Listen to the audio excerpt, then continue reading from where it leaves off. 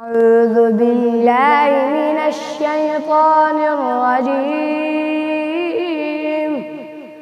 بسم الله الرحمن الرحيم.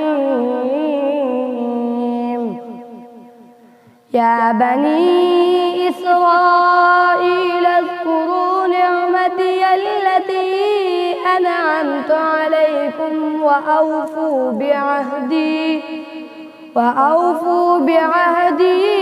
أوف بعهدكم وإياي فارهبون. وآمنوا بما أنزلت مصدقا لما معكم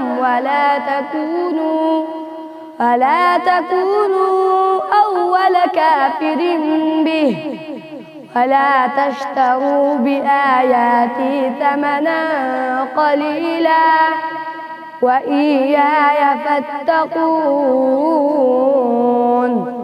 ولا تلبسوا الحق بالباطل وتكتموا الحق وأنتم تعلمون. وأقيموا الصلاة وآتوا الزكاة واركعوا مع الراكعين. أتأمرون الناس بالبر وتنسون أنفسكم وأنتم تتلون الكتاب أفلا تعقلون. واستعينوا بالصبر والصلاة وإنها لكبيرة إلا على الخاشعين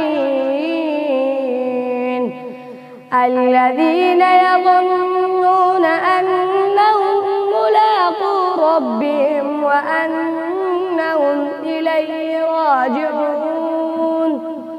صدق الله العظيم.